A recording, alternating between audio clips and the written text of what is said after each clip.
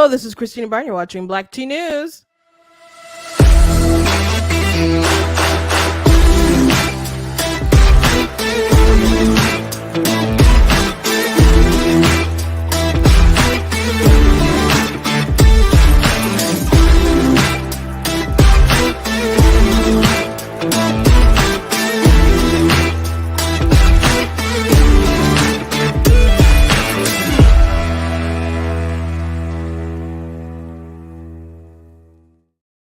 Hello. Welcome to Black Tea News. I'm your host, Christina Barr, and today we're going to be talking about the debate that happened last night between Gavin Newsom and Ron DeSantis, and like him or hate him, DeSantis handedly won that, but to be fair to Gavin Newsom, I don't see how he could have possibly won that, especially the way that it was set up, because Hannity would like post facts contrasting California and Florida, and it was just not a good record for Gavin Newsom. And there were definitely some moments that were great for DeSantis where he really hit him that were amazing. So I want to talk about that. And some people are asking like why they even have this debate, which I shall explain and give that commentary. And I think it is important debate to have. The Trump campaign issued a statement before they had their debate. Now we'll go through that, but it was pretty childish. I'll just let you know. Also, I want to talk about this crazy tweet from a so-called news organization. They just don't want to believe what a woman is. So we shall talk about ABC News. I think I said it was NBC News in my thing, but it was, I apologize, it was ABC News. They did a report about police in Dallas have issued an arrest warrant for Buffalo Bills linebacker Von Miller for allegedly assaulting a pregnant person. So they didn't even have the guts when reporting this story to say woman. So pretty messed up on all accounts. So before we jump into everything, I want to encourage you guys to go to blackteennews.com, check out different content on my website, different articles, different videos, etc. If you like what I do here, I would ask that you guys consider leaving a donation on the website. It does cost to stream, it costs to run my website and all that stuff, so you guys can support in that way. I very much do appreciate it and appreciate you guys. Please check out different merchandise that we have available at the store. We got goat hoodies and goat t-shirts. I do have, goat stands for greatest of all time, if you did not know that. I do have them in different colors as well, because some people are like, I love it, but it's all white. I can't do it. My kids are going to ruin it. I'm like, I got you. So I did make it in different colors. I got the I'm not the victim you're looking for. I got this Joe Biden shirt with a list of his racism on the back, but the front says denounce white supremacy, defeat Joe Biden. And I do have those in long sleeves. It's winter time, so you guys can get it in long sleeve, and the long sleeve version of the shirt is very comfy. I do have one myself, so check out the different merch at the store. And I do have different books that you guys can get on Amazon. I have 17 in total. This is a picture of 10 of them. But go ahead and check me out. I write nonfiction and fiction. The fiction, it ranges from like children's chapter books on up. And one of my nonfiction books, I'm sure you guys know if you follow me for a minute, is my book, of course, God is Bluntly Against Abortion. And the artist who actually did the book cover there, I did do some design with my book cover, but the illustration with the God's hand reaching out to the child's hand, my youngest sister actually made that. So that leads me into talking and bragging about my little sister. Tomorrow, she's having an art showcase. So if you are in the Metro Detroit area, or, close, I know some people are coming from Ohio to come out and celebrate and hopefully buy some stuff from her. You're more than welcome to come. You go to tinastextportraits.com and buy a ticket. The tickets are $15. Or you can get a $25 deluxe ticket or whatever, and it comes with a discounted. It'll come with a mini painting. So I've showed her mini paintings. Are really cute, adorable. It's amazing what she could do in a very tiny space, but she also has regular size paintings, and people will be able to look at it and see it, her stuff. And so I'm going to go ahead and play a video that I made for her, and then we will go ahead and get to the stories. But I want to go ahead and take some time and brag on my little sister. So here is a little bit about her art showcase. When I look at your heavens, the work of your fingers, the moon and the stars, which you have set in place, what is man that you are mindful of him, and the Son of Man that you care for him. Yet you have made him a little lower than the heavenly beings and crowned him with glory and honor. Because of your little faith, for truly I say unto you, if you have faith like a grain of a mustard seed, you will say to this mountain, move from here to there, and it will move, and nothing will be impossible for you.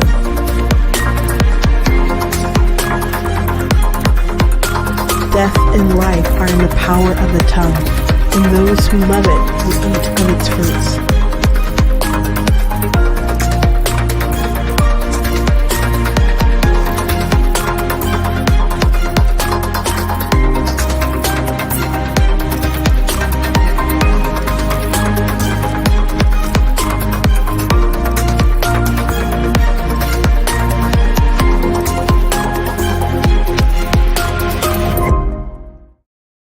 Yay. So again, I hope you guys can make it out if you are in Michigan. I know people watch from all over, but I know people are from the local area as well.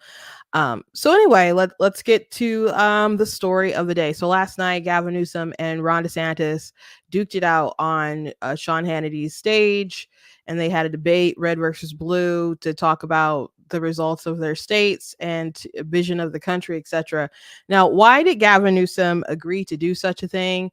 Well, I guess you could ask that of both of them, because the person who Ron DeSantis really wants to debate is, of course, Donald Trump. Donald Trump is front runner, but of the GOP primary, and he doesn't want to bother because he's so far ahead in the polls. I think there's other reasons than that, but that's the reasons that they're giving. So Ron would like obviously a one-on-one with Trump, or at least a smaller field, probably, just in general. But he wants a one-on-one with Trump. And that's apparently not probably ever going to happen, I guess. So, so is it, to get eyeballs on him and some more people talking about him and all that stuff? Sure. Is it a waste of time? I don't think so. There's all these great clips of him going around, and a lot of folks really obviously appreciate his substance and his record and what he's had to offer on that. But people also like a fighter. And that's why so many people love Trump. They like the things that Trump accomplished, that he did, but they also like that he is someone they view is going to duke it out. And DeSantis being someone who duked it out with the media and so on, especially during the pandemic, that's in a lot of people's heads. And to go out there and see him fighting that opportunity with Gavin Newsom, I think that invigorates him in maybe perhaps the eyes of many of whoever decided to watch it. But he keeps saying it's a very important discussion between, America's decline. Are you going to accept freedom, or are you going to accept failure, as he would put it? And he thinks California is a microcosm of what could happen to the nation. And I think that's true. I was talking to my sisters about Gavin Newsom versus like Gretchen Whitmer, and she said that she thought that Gavin Newsom was worse. And I said, I don't know if that's the case, because Gretchen Whitmer is very radical. The people around her are also very radical, who are elected.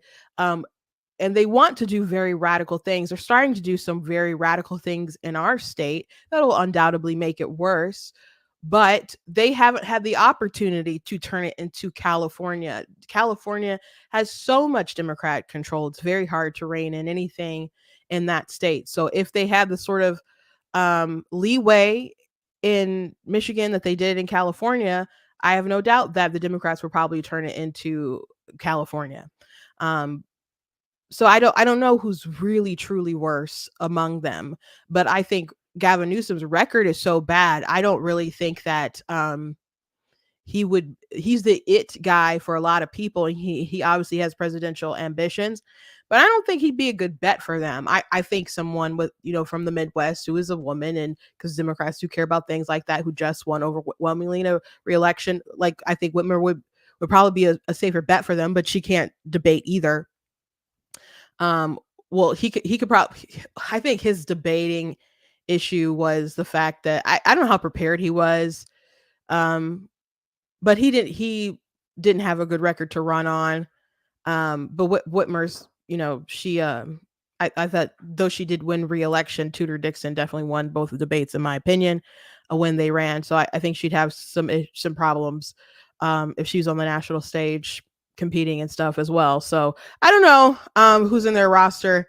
Everyone suspects that maybe something will happen and Joe Biden won't be the nominee. However, I don't know. They I don't think they have the best of options anyway. Um, but that contrast of what we could have and what America, like the warning signs, that was the contrast on the debate stage right there. So I think it was an important conversation to have. I don't know why again Gavin Newsom decided to agree to it. Perhaps he wanted to elevate himself a bit, but then as time went on, he would say things like brag about how he, I don't know, like tricked DeSantis into having the debate. And like it demeaned DeSantis because he's running for president and Gavin Newsom isn't running for president. And you could see that on the debate stage because in his opening, it was supposed to be a question, but he definitely turned it into an opening statement. But he said that neither one of us is going to be the nominee.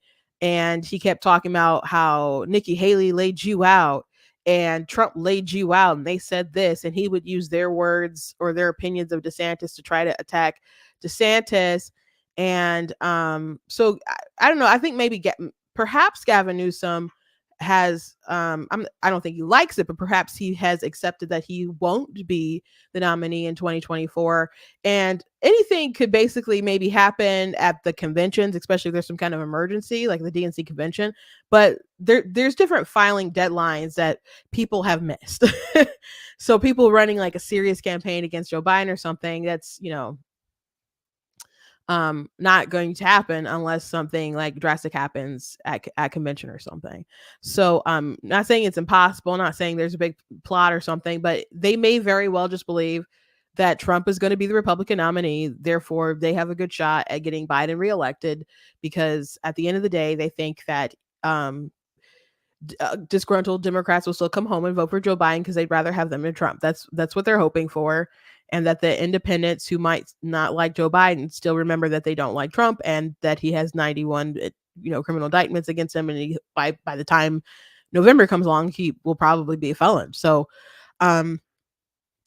that's, I think, what they're depending on. And perhaps those two will be our nominees. But I did think at the beginning of the debate, it was very interesting, even when they just showed like their graphics for the debate and you saw these two young men who are governors of their state and stuff, and thinking about like Trump v. Biden and like what's probably going to be going on in November next year. I'm like, this seems kind of crazy.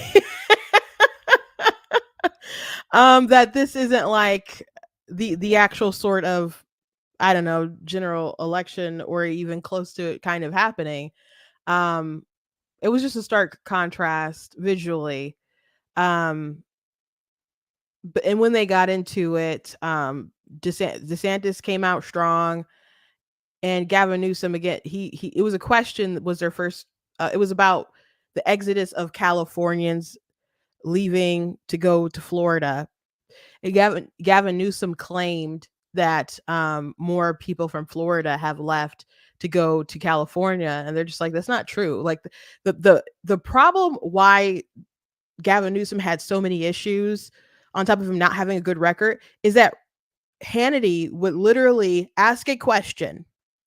He'd be like, there's this many people leaving California going to Florida, and he'd show a graphic with the numbers, or he'd say there were this many COVID deaths per capita in California and this many per capita in Florida. And at the bottom would say CDC numbers.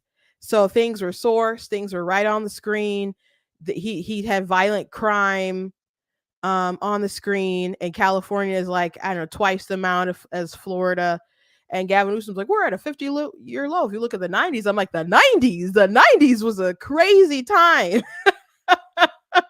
Was a crazy time for crime.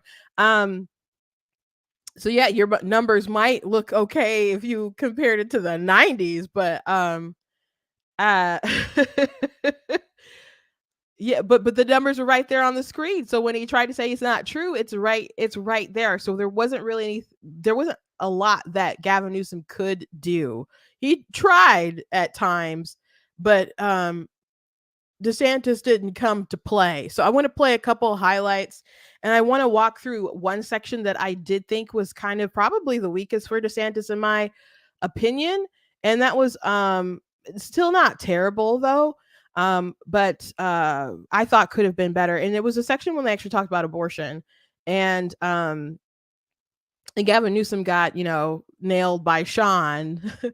And because Sean was like, I want to know if you have any exceptions. And the answer is no. The answer is no. No exceptions, even on healthy babies and stuff. But so we'll watch that whole segment. But let me just show you some snippets that were just phenomenal in the debate. And I'm sure maybe you guys have seen some of this online. Maybe you haven't. So there was a moment when this one was kind of early and they were talking about the migration. And so DeSantis started telling a story of someone who left California to come to Florida. And this was just one of Bella who had made the move from California to Florida. And he was telling me that Florida is much better governed, safer, better budget, lower taxes, all this stuff. And he's really happy with the quality of life. And then he paused and he said, by the way, I'm Gavin Newsom's father-in-law. So we do count Gavin's in-laws as some of the people that have fled California and come to the state of Florida. Yeah. So that was a great moment. Because it's not like the pandemic was that long ago. It's not like we have a memory wipe.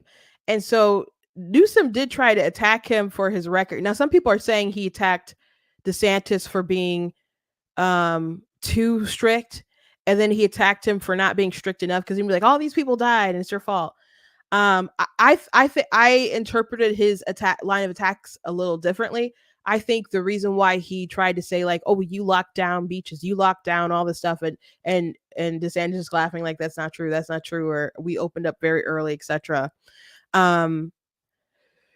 Is because he wanted to. The point he was making was you knew deep in your heart that it was the right thing to lock people down. It was the right thing to close bars and beaches and schools and so on. And you decided to open things up because you stopped listening to science and you started being all cultish with the you have to open, etc. And that's what you decided to do. So I don't think that he was particularly inconsistent with the you were too harsh and you were too lax. I think it was you knew what was the right thing to do, and you put people's lives at risk for like kudos for the MAGA crowd or something, and then people died. I think that's a much more accurate reading than other commentary that I'm seeing about his line of attack with DeSantis. But again, the per capita numbers are right there that Sean posted that they had relatively like similar outcomes with the COVID deaths, but California, of course, was very strict. And he brought up Gavin Newsom locking down his people and going to the French Laundry, partying with other rich elites and not following his own lockdown rules. But I think he could have brought up other things that were pretty absurd. I mean, he mentioned that people lost businesses, he killed businesses, other stuff like that, which is true. But they filled in skate parks with sand. Like, and then I think people just got like dirt bikes or something like that, where you just ride like dude buggies or whatever, where they decided to do stuff like that. So people still decided to defy, but it's just so silly. Like people are outside and you're like, nope, you can't even go to the skate park, and we're going to just fill it with sand. So there were some pretty absurd things that happened in California during the pandemic and in Michigan and other places as well. So there are more opportunities to hit him on that, but I mean, he did get hit. So I thought the in-law thing was a really good ding there from DeSantis. So good zinger. It's got to sting when your in-laws, prefer the other dude. And gave such grade A material, which DeSantis does tie a lot of things to like personal stories. So that was good and a consistent thing that he does. Now there were some other really good zingers that DeSantis gave that night, which there was a moment when they were talking about what's a free state. Is California free? Is Florida free? So then DeSantis is like, well, I want to give the credit to Florida because there are some, to California because there are some things that you do have the freedom to do. So this was a great rant. At one point, tried to say that California was the freedom state. And I just kind of laughed, like you're locking people down, you're doing all this. But then I thought about it. California does have freedoms that some people don't, that other states don't. You have the freedom to defecate in public in California. You have the freedom to pitch a tent on Sunset Boulevard. You have the freedom to create a homeless encampment under a freeway and even light it on fire. You have the freedom to have an open-air drug market and use drugs. You have the freedom, if you're an illegal alien, to get all these taxpayer benefits. So those are freedoms. They're not the freedoms our founding fathers envisioned, but they have contributed to the destruction of the quality of life in California, and the results speak for themselves. People are leaving the state because they have failed in addressing the homeless population. So, and Newsom just kind of denied people leaving or tried to say like, oh, well, more people are leaving Florida. And there was a fact check about per capita. Like, well, technically he's kind of accurate because you look at per capita, people are just like, that's not, you look at net numbers of people leaving, like you could easily like flip that. It was just a way they tried to say that Newsom was right, but he never really explained like why are people then leaving? Because DeSantis would talk about his time in the military that he spent in California, how wonderful and beautiful and amazing the state is. And he said you have to try really, really, really hard to make California unlivable. And Newsom has done that. And as a matter of fact, the last question was like, what do you love about California? And Newsom had to answer, what do you love about Florida? And Ron DeSantis said nice things about the state, and Newsom he said nice things about America in general, and also about DeSantis' family, but he didn't say anything nice about Florida, so he kind of didn't answer that question either. But I want to show that this was a moment that I hope for things to happen like this on debate stages. I'm gonna assume like in most debates, this is not allowed. And this was just like top tier moment here from Ron DeSantis. The role of the schools to educate kids, not indoctrinate kids. It's not to impose an agenda, it's to do the basics.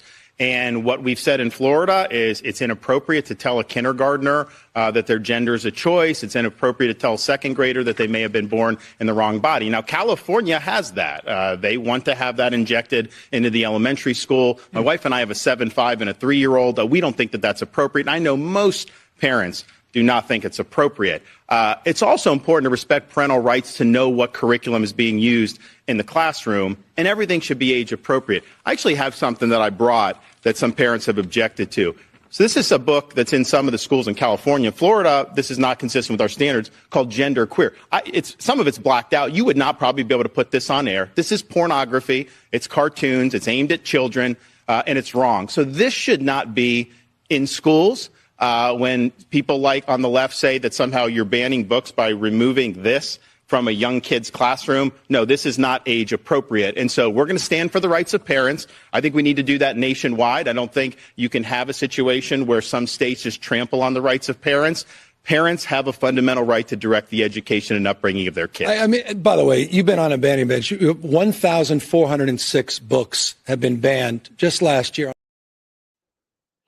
And so Newsom did keep saying things. He couldn't like speak much to the gender queer stuff. And there's other books as well. Like I think DeSantis also mentioned like this book is gay and other stuff. And Newsom just tried to say, well, you got rid of this book and that book and that book. And DeSantis like, no, I did not ban. It's not banned. It's not banned. That's not banned. And those are false narratives. That's not banned.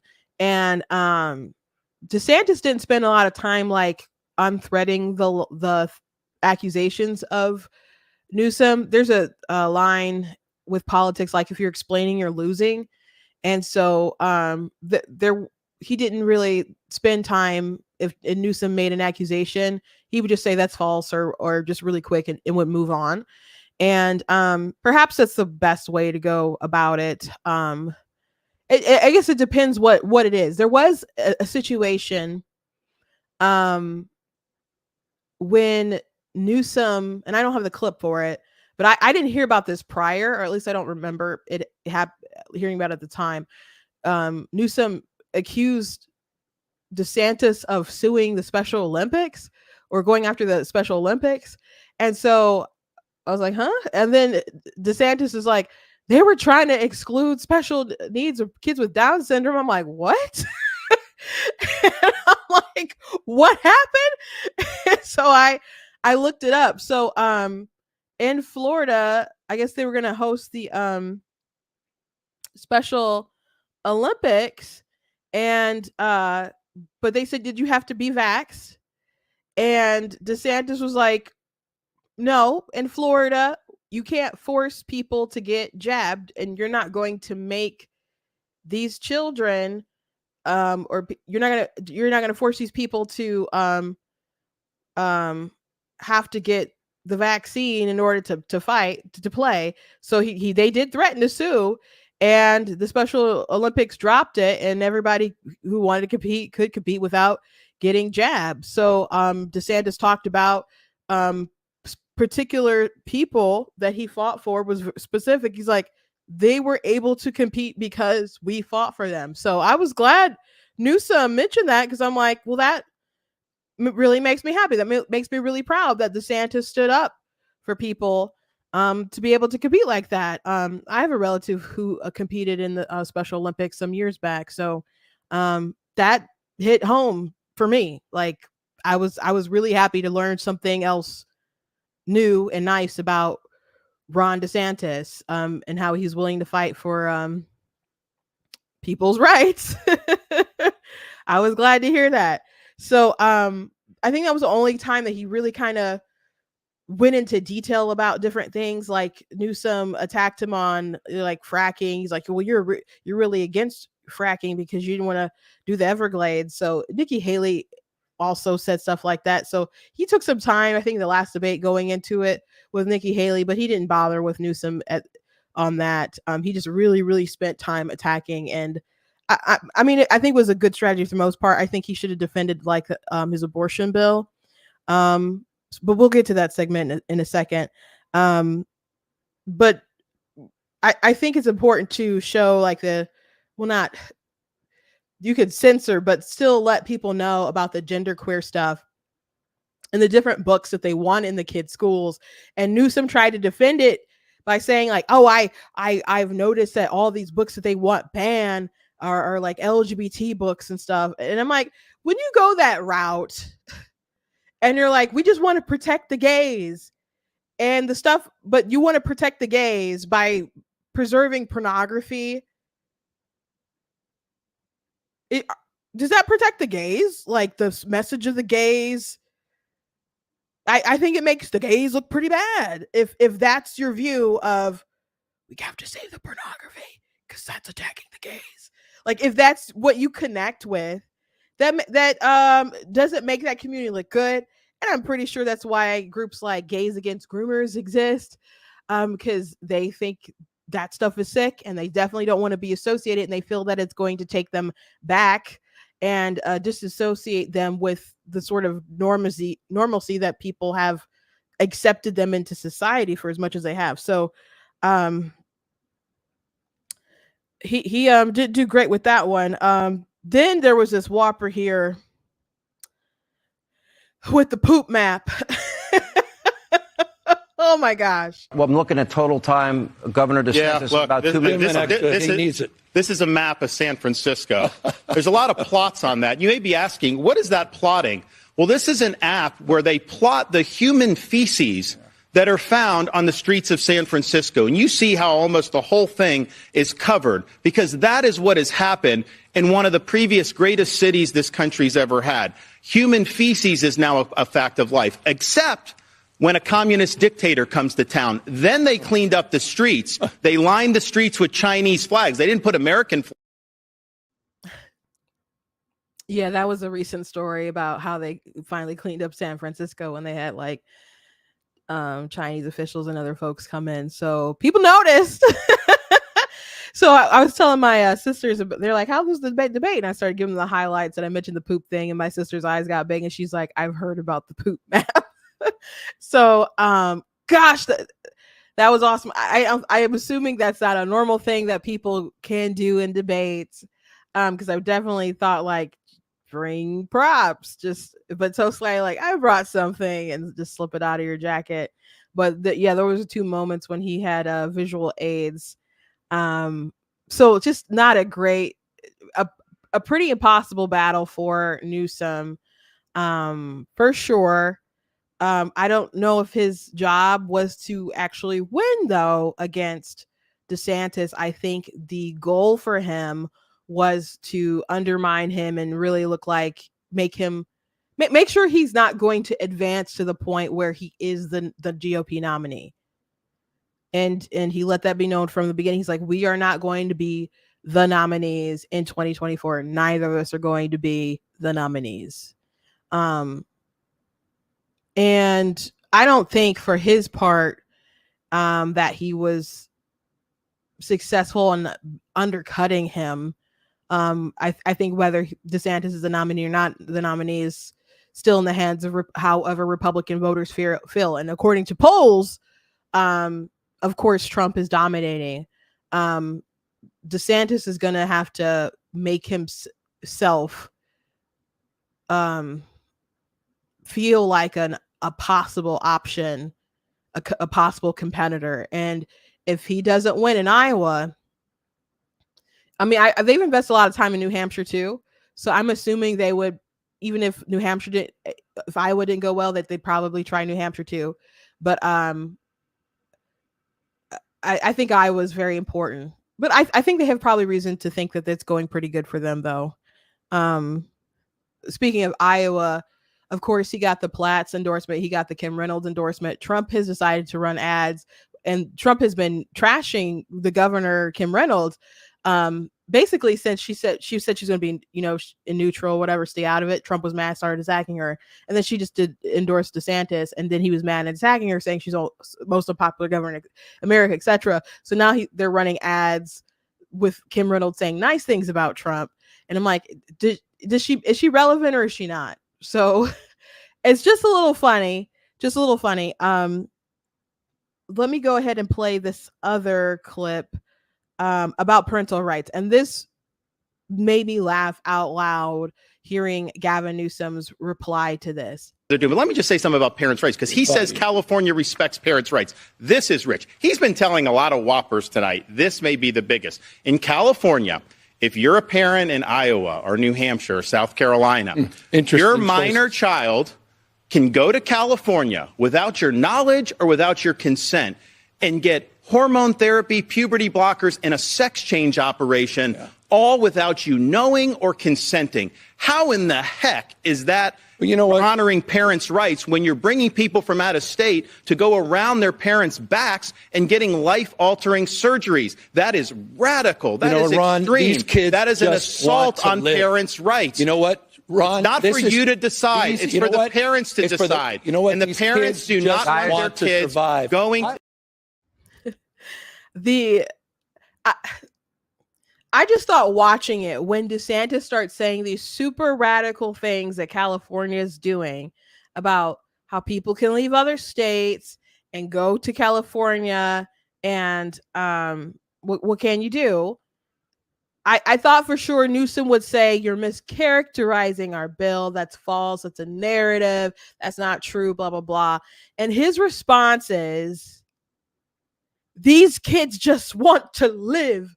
Like, I don't know. I just want a life that is mine, from like Memoirs of a Geisha, or the I just want to live Rambo, or just, but like, do you think that's a good reply to when parents hear my kids could flee from a different state and go to California and they could drug them and butcher them, and I couldn't know, I couldn't help my child.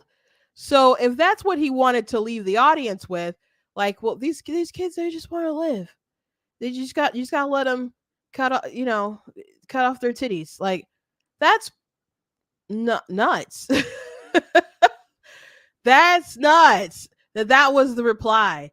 And I just threw my head back and laughed. My dad was like, "Are you laughing at that line?" I was like, "Yes." It was insane. I couldn't believe it. It was such a bad reply. I hope that haunts him forever. Cuz that was awful. That was really awful.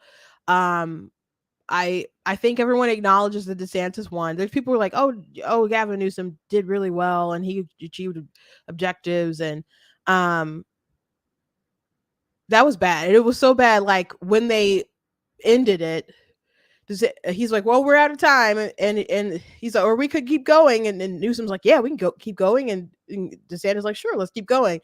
So after the break, though, Sean is like, oh, after talking it over, they had other engagements, so they had to get going.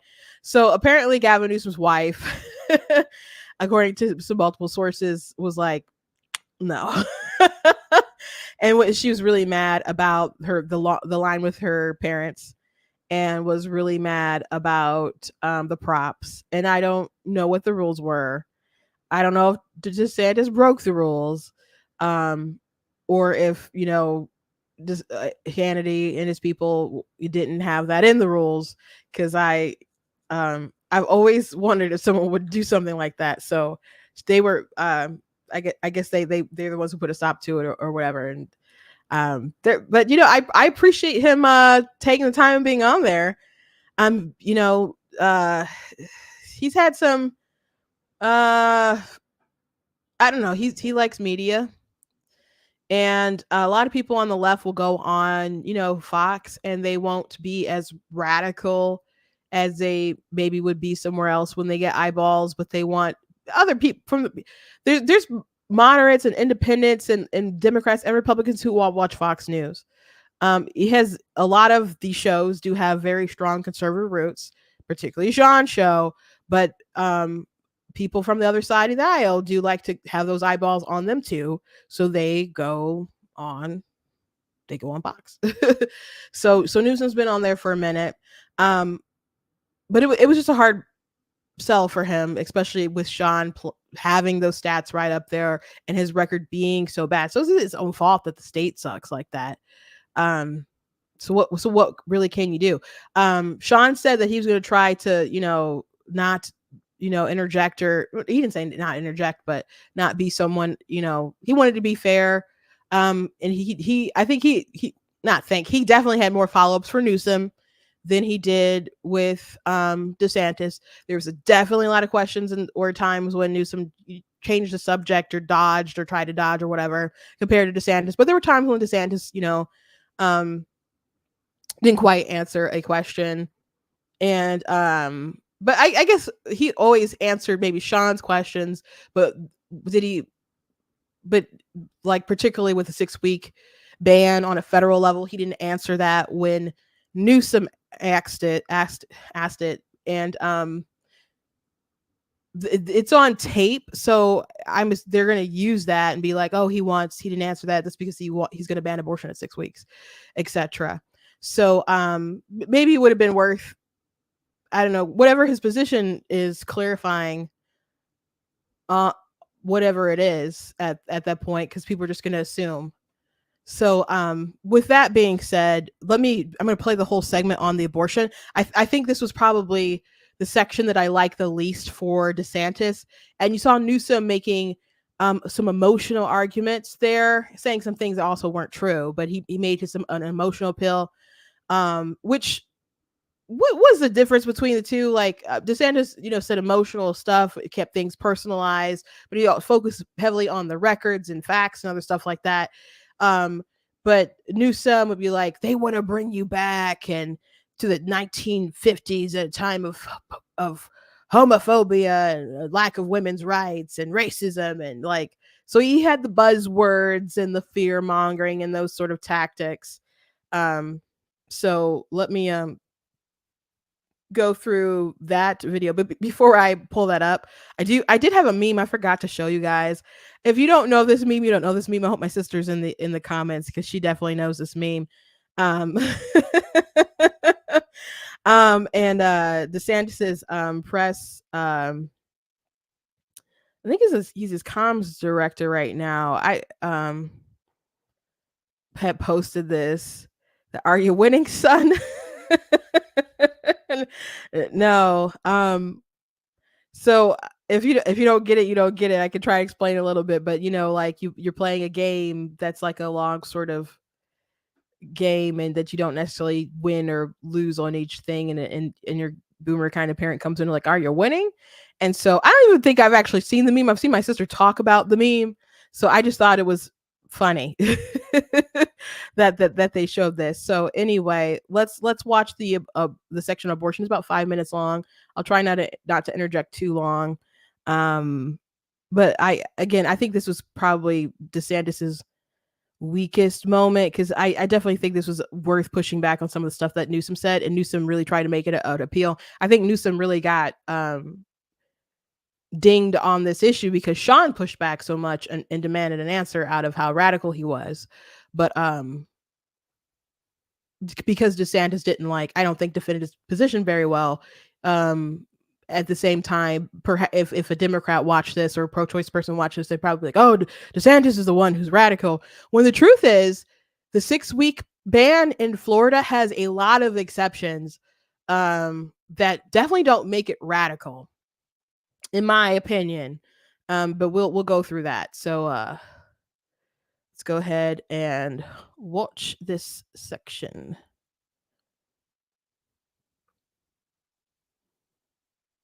Seemingly play a very large role in the future elections, and it's the issue of abortion. Yes. I have a question for both of you. I'll ask you to please respect the individual's right to answer uninterrupted. And that is Governor DeSantis. I think it's actually your turn, Governor Newsom, if you don't mind. All good. Most medical professionals believe a baby is viable outside of a mother's womb by between 24 and 26 weeks. That is the general scientific consensus. It changes. There are some variations on it. Abortion is legal in your state, quote, up to viability, is my understanding, unless the mother's health is in danger. I'd like to get you on the record. You've been unwilling to answer this question. Should there be any restrictions on the issue of abortion that you support at all? Because funding in California, you have allocated in your budget $265 million for abortion last year alone. My question, very specific. Do you support any restrictions at all on abortion, especially in months 7, 8, and 9, past viability? I'm going to answer that question, but let's talk about the issue of abortion. Let's talk about the issue of abortion. You're going to answer it? I'm going to answer that question. I'll repeat that. But I think this is important, and it bears repeating. Ron DeSantis signed the most extreme anti-abortion bills in America. He signed a bill banning any exceptions for rape and incest. And then he said it didn't go far enough and decided to sign a 6-week ban before women even know they're pregnant, Ron, before women can even access a doctor's appointment.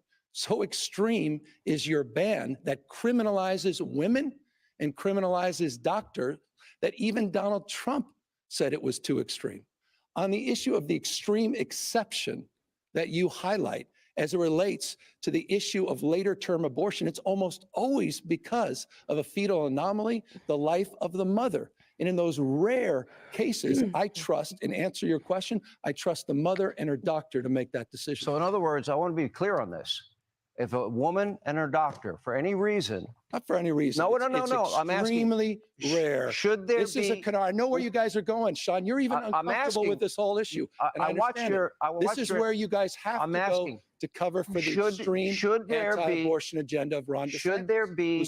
Would you support a ban on abortion in 7th, 8th, or 9th month if the mother's life is not in jeopardy? Extreme extreme exception. People aren't going on and having abortions. Should it be illegal then? Unless something If it's rare, devastating has happened. should it be It should illegal? be up to the mother and her doctor and her conscience. And it So the almost answer is no always, restriction. I've already answered it, and I'll just restriction. reinforce it.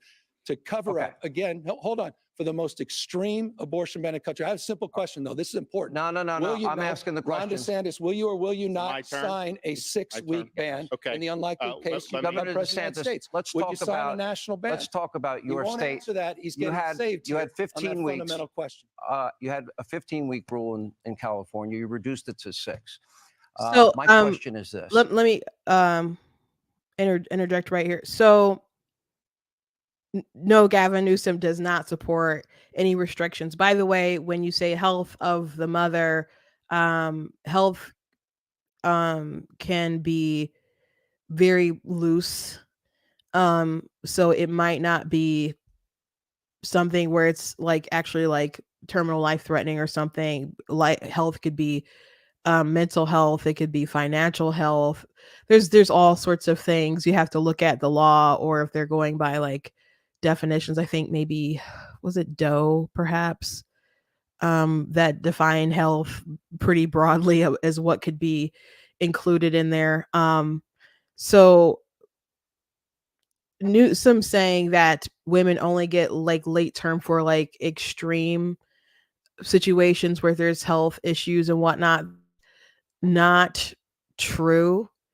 There are women who, and there's been different studies from pro-choice activists who have observed the differences between, and it's been reported on in the Washington Post and other stuff and in papers, that women who have late-term abortions have them for similar reasons that women have them earlier, but perhaps like the circumstances change, like maybe the circumstances change with their partner or financially, or maybe they couldn't afford one earlier, or maybe they were contemplating whether they really wanted to go through it or not. Like I know women who were just because I was watching a video about Equal Rights Institute doing a video about late term abortions, of reasons why women have them, and tackling this talking point that Gavin Newsom had. And someone in the comments like ignored the whole video and said, my mother had a second trimester abortion because she found out she had cancer, and she was so upset and devastated, and I hate people like this, or the people like this are sick, or something like that. And obviously that's tragic and that's terrible, and but that's still doesn't debunk what they said. And so I replied and said, I have a friend who had a second trimester abortion because she wanted a blank slate. She wasn't unhealthy. The fetus wasn't unhealthy. She contemplated. She was, like, oh, how am I going to tell my mom? And didn't know exactly what to do, et cetera. And she, she was like in high school about to graduate and stuff. And she decided to go ahead and have it. And her mom wasn't happy, but she's like, I'm going to leave this decision to you. And she was on my show who talked about this situation. It was just kind of normal in the society, in the culture she lived in, like girls sleeping around, you get knocked up, have an abortion. Like she found out in school from other girls that you could, you're supposed to get parental consent if you're a minor in Michigan. People were telling her how she could go around her mom and get it without her mom even knowing. So we really need to build a culture of life and other stuff as well. But she went ahead and had her second trimester abortion, and it was I think at least a 2-day procedure, and it was very traumatic for her because the anesthesia didn't work, so she really felt them pulling on her insides and stuff. And how she described it was just like a horror scene. So she knows that she took a life now when she reflects back to it. But yeah, women do have abortions later for reasons that are non-medical emergencies, or maybe it's not even an emergency, but it's a medical reason. Like I told the story a couple times about a woman in the UK. She was like 24 weeks, and the baby that she had a foot that was kind of like that, and they're like, oh, the baby's probably not gonna ever be able to walk and all this stuff, like, do you want to abort it? And she's just like, no. And they're like, well, you're young and single. She said she felt coerced, and it made to feel really bad, but she ended up keeping her baby. So when her baby was born, they amputated the foot and they gave the baby a prosthetic, and he's a toddler. He's playing, like other kids. He just has to put on It's prosthetic, which he can do by himself. So, and he learned to do it. Life isn't peaches and cream and sunshine for everybody all the time. But some people do have harder challenges than other people. But that doesn't mean that, so I know people want to believe stories like Gavin Newsom and that narrative, and many do because they just can't, because they know in their hearts that abortion isn't a good thing. So they assume that women are being pretty responsible with it, or then they'll be like, well, they grappled with it. They're not doing it on the fly. Even if you wrestle with a bad decision or an immoral decision, that doesn't make the decision right. It doesn't suddenly make it right. So I want Sean Hannity and other journalists and other Republicans to stop asking the questions in the way that they're saying it. Or DeSantis still says, like, up until the moment of birth. A lot of people will say that. People don't believe that. When people say that, they just can't imagine people doing something that terrible, even though that's what people's for, and they want to allow that. That is a true statement. But people can't wrap their minds around it. So what they need to say is, do you support healthy women aborting healthy, viable fetuses? That's what they need to ask. Now, I don't think abortion should be legal whether the baby's viable or not. But I think it's important to nail that fact that they think it should be legal to kill a healthy, viable child, even if the mother is healthy herself. And when you get to those reasons, when you strip out the medical emergencies, they want to allow for the reasons like, oh, well, the money or the different circumstances, maybe the boyfriend broke up, or maybe she just realized she wasn't ready. They want to have that door still open. Or maybe a woman doesn't know she's pregnant until pretty late in the pregnancy for whatever reason. They want those doors to still be available for women to still be able to make that decision. So it's not that they're morally opposed to the baby being killed at that point. So you heard him kind of not say it, but we know where he stands, and that's the position of the Democrat Party, and most of their elected officials and leaders and so on. So let's listen to DeSantis again. I didn't think that this was his shining moment. So he described the 6-week bill for DeSantis. He's saying that he's radical. And so this is Sean Hannity's asking him a different question, and he's going to ask him about the 6-week bill. What was your thinking behind it? Was it for religious reasons? Was it for scientific reasons? What was the reason for you from going from 15 weeks to He looks so smug.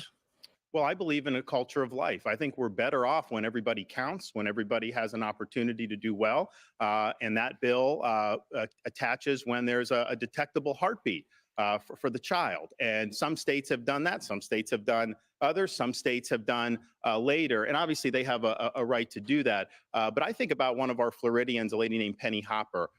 She actually survived a late-term abortion back in the day. And they left her on the table there to basically wither away. Her grandmother came, saved her, brought her to a hospital, saved her, and she ended up living a good life. So she counts and she matters. And I think that what the position that we have from the modern left, including in California, is that they will take your tax dollars and they will fund abortion all the way to the moment of birth. He's wrong when he says the later terms are all because of this. 88% past 15 weeks are in fact elective from the Florida data. He doesn't keep data there, but that is really extreme to take your tax dollars and to do this all the way up to the moment of birth. He didn't answer your question about any type of protections at all. Now, those things were good though. The 88 after 15% after 15 weeks are elective. That's a good stat. That's a good thing for people to know, to kind of drill that into people's heads. I don't even know if everyone understands what we mean by elective and all that stuff or not, but because sometimes people will say, I don't believe that people should use abortion as birth control, and then I'm like, okay, well, you understand that women use birth control because they want to have sex, but they don't want to have a baby. So if unless there's some kind of like unforeseeable medical situation that pops up, or of she was forcibly pregnant from sexual assault, basically all the other reasons are gonna fall into birth control. And I don't know how much people think that out, and they're like, oh well, what if they had birth control and it failed? Like, okay, then the abortion is back at birth control. Because they'll be like, well, they were responsible. It's still birth control. You're still, but then at this point, it failed, and now you want to kill a living human being in order to not be a parent. But it doesn't make you no longer a mom and dad. It just means that you have a child who has been killed, unfortunately, by you conspiring to get rid of them with your doctor. So he made some good points there. I just wish he had like defended his heartbeat bill, because he's calling him extreme. Now, I already mentioned, like, there's this mentality of, if you're explaining, you're losing, and he's just, explaining a little bit of stuff and then is attacking. And he brought up some humanization of an actual person who survived a late term abortion. So that is good stuff. And now he's going back to Newsom and saying, you didn't answer the question. But Newsom now has an opportunity to say, you didn't answer my question. Now, of course, Sean is the one asking the questions, but we all heard Newsom ask the question, and most people would think that it's still an important question for DeSantis to answer. For a baby that has a beating heart, that can feel pain, that is viable. Hold on. Respectfully, this is an important conversation. Will you or will you not support you a national? Answer, Sean. Why didn't you answer or will his you question? not support a national ban if it lands on your desk? You couldn't answer that in any other context. Okay, answer gentlemen, it tonight. It's a we're simple moving yes on no. By to the way, next issue. Hey, no, Sean, not a you next never issue. gave a week. The American people should know this. I'll answer it for Ron DeSantis. Can't answer it. He will sign that extreme. Okay, 6-week let me move on. ban. Hey, Sean Hannity here. So, he, at the end of the day, Newsom was able to look into the camera there and say that DeSantis will sign an extreme, 6-week ban. So, I think it's important for people to understand that it's really not the extreme case that people are making it out to be. So there's a lot of exceptions. Like, people always say, we need to come together and we need to make some kind of compromise on the abortion issue. If you don't think that the Florida bill is a good compromise, I don't know what conversation can we have? Like, so it has exceptions for, life of the mother and so on. And Newsom tried to say that they didn't have exceptions for like rape and incest and stuff. It does. But up to a certain point. So a lot of people will say, who believe in abortion up until the point of viability, in their minds, they're like, at some point of time, including Roe v. Wade's philosophy and stuff, at some point of time, you have to start considering the child and their well-being in the equation. And people will start doing that. Maybe it's at sentience, consciousness, or viability or whatever, at the point where it can survive outside them. I don't think viability makes a lot of sense, but those are like the typical, like, I don't know, lines that people think. A lot of people, most people are aligned at like 15 weeks. Like, that's, I think the majority of Americans don't really like it past 15 weeks. And so there's some 15-week bills and stuff out there, but that's still like a lot of babies that are obviously going to be aborted at that point in time. So I believe it's up to 15 weeks you can abort if it's out of rape or incest. So that exception does exist. But again, at a certain point in time, the philosophy is you have to consider that living human being, and at the point where they can start to feel pain or might gain consciousness and other stuff like that, are you going to still rip that baby to pieces? Are you going to do that? That's how they do the procedure. So most people, especially if you explain the details, are going to like, no. So there are those exceptions up to a particular point. There's fetal anomaly exceptions in there as well. So there's lots of exceptions. The extreme thing, according to, well, he told some things that were untrue about it, but at 6 weeks, so you have some time. But I mean, let's be honest, most people don't know they might be pregnant at 6 weeks or whatever. 6-week bills have saved a lot of babies for obvious reasons. So you have an opportunity up to that point in time. You go to the doctor and they detect the heartbeat or 6 weeks or whatever, and you can't have an abortion. So essentially, you can't use abortion as birth control after 6 weeks. Is that really such a radical bill? Is that really such an extreme bill? I don't think so. So if you can't take the exceptions for rape, incest, life of the mother, fetal anomaly, and all those things, and because you still want a woman to say, "Hey, I had a one night stand, and I'd really like to get an abortion because it's week 7, so this bill shouldn't exist. It's too extreme." I certainly don't want to compromise with you on that. I certainly don't want to compromise with you on that. Now, there's a lot of exceptions a lot of pro-life people aren't too fond of, but they appreciate anything that you can get signed pretty much. So if DeSantis wanted to sign, by the way, I don't think that their votes are there for some kind of national bill anyway. I mean, that's what Nikki Haley will keep bringing up. Like, let's be honest, we don't have the votes. We're not gonna get the votes to get there anyway. So left to right, they need to hear that. But if that desire is there, if it came across his desk, I think he would sign that. And I think that he would do within his power to legislatively support pro-life states across the country. I guess unlike Trump at this point, because he's bashed the 6 week bill, but it's really not extreme. And if you think that, again, I don't know where we can meet in the middle.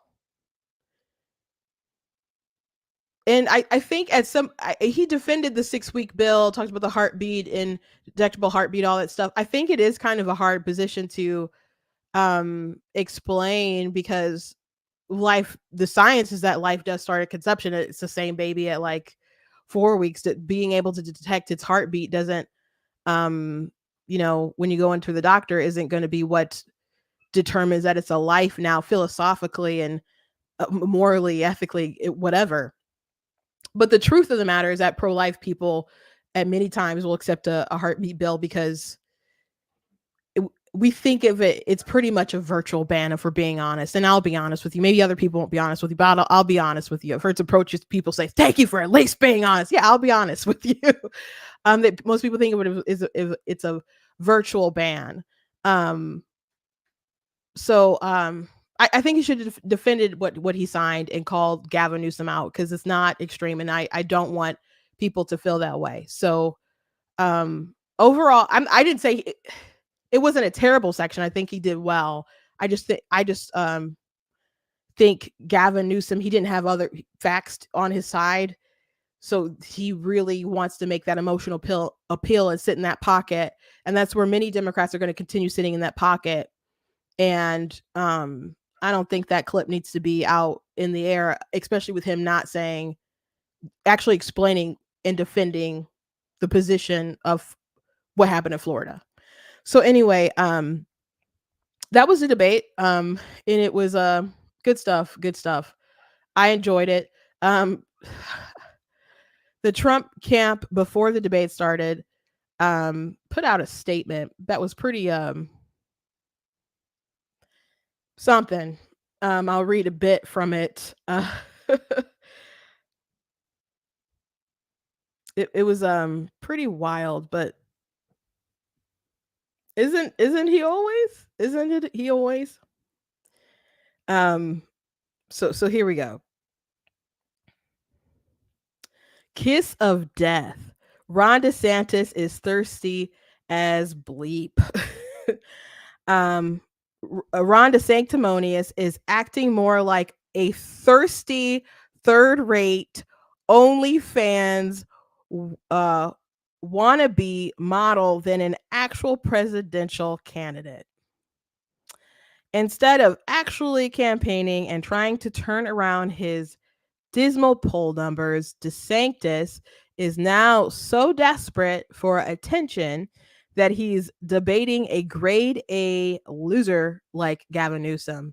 And a little surprising there that he's trashing Gavin Newsom there because Trump has said that Gavin Newsom says nice things about me, so I don't like to say bad things about Gavin Newsom, which in Trump world, basically, if you say something nice about him, he'll say nice things about you, and that's why he was bragging about a BLM supporter supporting him the other day. At the debate, Ron will flail his arms and bobble his head wildly, looking more like a San Francisco crackhead than the governor of Florida. This isn't a prediction. It's a spoiler. Hopefully for Ron, it's a seated debate, so he won't have to mash his foot into the high heels to look taller. But if not, he'll definitely be on a 12-inch step stool so he can peek right above the podium. Yeah. So there's more, but yeah. That Trump campaign. The reality though is that he did so well that Newsom's side is like saying that they cheated and stuff. And I can't say that I thought it was like super fair for Newsom. I think it was kind of an unwinnable situation for him. And again, Sean had more follow-ups for like Newsom and other stuff like that. So he came in with a disadvantage, but his record was the biggest disadvantage. It was just an unwinnable situation for him. I think his goal again was to undermine Ron and to be like, this is junior league. He'll never rise in anyone's eyes to be the nominee. And perhaps that's the case. It looks like that'll be the case. Looking at the polls and other stuff like that right now, but I don't wholly trust the polling, especially this early out. We'll see when people start actually casting votes.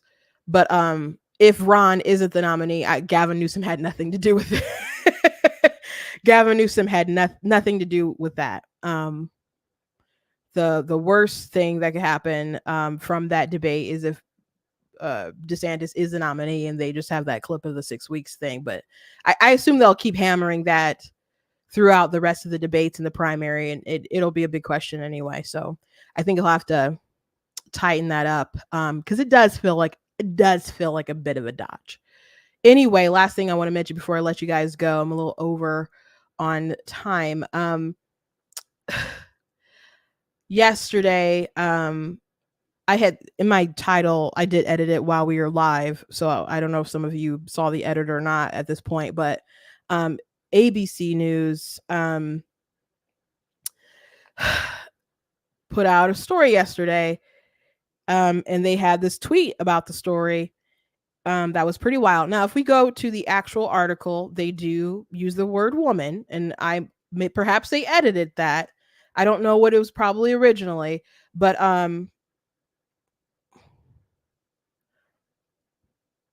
they said police in Dallas have issued an arrest warrant for Buffalo Bills linebacker Von Miller for allegedly assaulting a pregnant person. And so I had retweeted, said, you monsters can't even call her a woman. And so that's the tweet. So perhaps the person who tweeted it was the one who couldn't say pregnant person. And the article itself does say woman. I don't know if it originally always said that. And I don't know if someone actually took the time to type this out. I don't know if it was preloaded, like with their software, what goes up timed or whatever when they publish an article or whatnot. But there's an actual victim of a crime and she's pregnant. So obviously we know she's a woman, but they can't even bring themselves to just call her that, even in a serious situation like this, where someone's been assaulted, allegedly. What kind of world are we living in?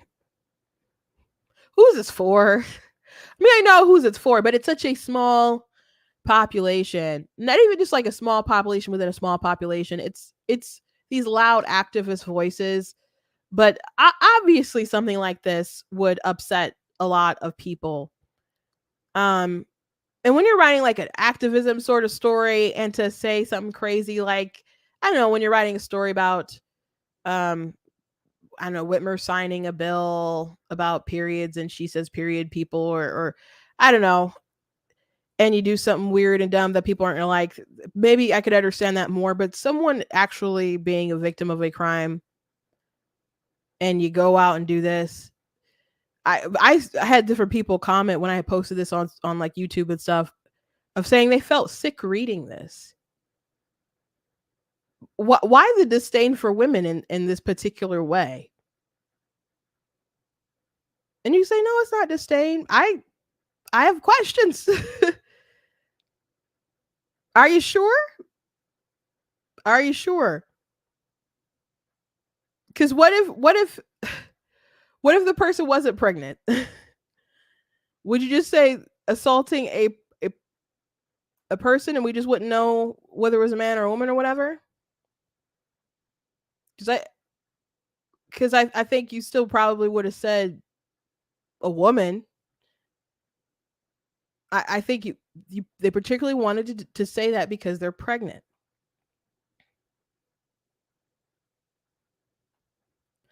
And what's crazy about this is that pregnancy is obviously so tied to sex. People say, well, sex and gender are different. They say that all the time. Now, the etymology of the word obviously has them intertwined, used interchangeably. This idea that they're so separated is a newer idea. I mean, there was some second wave feminists that built the idea of we make what a woman is, but this idea that it's just so separated. But it's, even when they explain the words or whatever, it's not really separated, because when they describe what a woman is, they still use like characteristics of a woman, and it's a circular argument and definition, and they really can't explain it. But if let's just say sex and gender are separate, if we're talking about pregnancy is so physical. It is so tied to your sex. It's so tied to your sex. What you produce, your gametes and stuff, like, we know what you are. So why is it particularly hard to say a pregnant woman? Or why not say pregnant female? If we said pregnant female on the tweet, would there be the outrage that I saw that it had? Probably not, because maybe some people could have saw maybe what they were doing or trying to avoid. But if they said pregnant female, then they wouldn't have had the opportunity to signal to whoever they want to signal to. It's like what Elon Musk said the other day about people wanting to look good and do evil. People so desperate to look good to a certain demographic of activists and whatnot. And there's literally a victim. So, and this is ABC News. Major news organization. There's all sorts of reasons all the time to hate the media and despise them for all sorts of stuff. I just add this to the pile. I think there's more egregious things that we've seen with mainstream media as of late to be upset with them. But just add this to add it to the list. Add to the list. Anyway, thank you guys. I'm gonna call it a close there. Please go to blacktnews.com. Check out different content on my website, different articles, different videos, etc. If you like what I do here, I ask that you consider leaving a donation on my website. It does cost a stream around my website, all that stuff, so you guys can support. I do very much appreciate it. I know someone at the top of the hour was like, we appreciate you. I appreciate you. I appreciate you guys.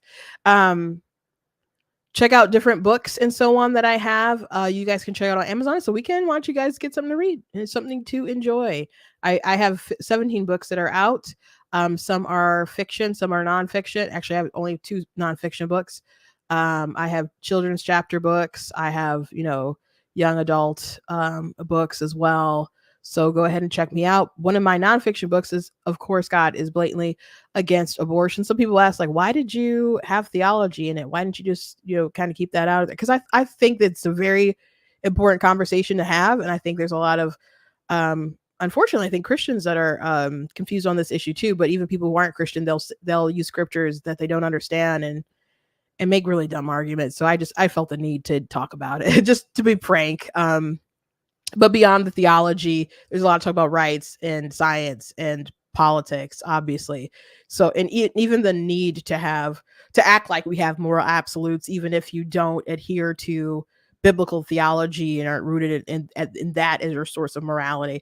I guess the main argument, to sum that up very quickly, is humans suck and we can't trust each other. So we have to find the most sort of fair standard. And really the abortion debate is like, eventually will come to a head where it's there's only two consistent positions, and one is like, life starts at conception, we should protect life where it starts, and the other consistent position is, no, it doesn't matter, it's in the woman's body, she should be able to kill it. So the Democrats are largely all the way at the other end, and there's the pro-life movement is pretty much on the end of, obviously it's alive, we should protect it when we can. And there's a lot of people who are trying to find some kind of compromise in the middle, and I get it. But again, there's people who say like the Florida bill is too radical. If you think that's too radical, when you really look at all the exceptions and different stuff that it makes, I don't know where we can actually like really meet in the line. Because if you were like, well, there just needs to be something like 15 weeks, it's the same baby. It's the same baby. How do you wrap your mind to warp it rather to make so many excuses within yourself to think that a baby at 14 weeks and 6 days is worthy of getting the death penalty, but a baby at 15 weeks, you're like, no, you got to protect that. And if a day can make all the difference, then why not a couple days or some weeks or so on? It's the same living, and it is living human, and it is human. I know some people deny that. If the mother is human, her fetus is human. Okay, it's a human fetus that is living. If it wasn't living, it'd be decaying, and you need to get it out of you, or you die of sepsis or whatever. So it's obviously alive. That's why you want the abortion. So it's the same human being. So I don't think limiting on weeks makes any sense. And we've talked about that more before. I'm sure we'll talk about that more later. But I make a lot of these arguments and stuff in the book. I take a lot of time with the exception arguments as well. It's a really a labor of love. So, but anyway, the book cover, the illustration for that, my youngest sister made that. And so she's having an art show tomorrow. So it's going to be in downtown Auburn Hills in Michigan. So if you're in Michigan or know someone from Michigan or going to drive it from Ohio or wherever to go, tickets are $15. And there's another ticket that's $25, and that will come with a mini painting. So go ahead to her website, tinasexportraits.com. I did play like a trailer at the beginning. I've posted about it. You should be able to find it on my socials and stuff pretty easily. Excuse me. I hope to see you guys there if you can. I know many of you have, sent congratulations and other stuff, but, people like, I'm from Alaska, I'm from Canada, I can't go, but, congratulations. I appreciate you. But she is having some online content for like $5 you guys can see. And I think there's gonna be like a private live and other stuff like that. So if you guys want to participate in that way and support her, you guys can do that. So if you're interested in that, thank you. But I do thank you for people for the interest, and I thank you for entertaining me for all these times I've paused everything to brag about my little sister. And I'm very proud of her, and I want her event to do well. And I think you guys can empathize with that. So thank you guys again for being here, and I really hope you guys enjoy your weekend. Mine is going to be quite busy. God bless.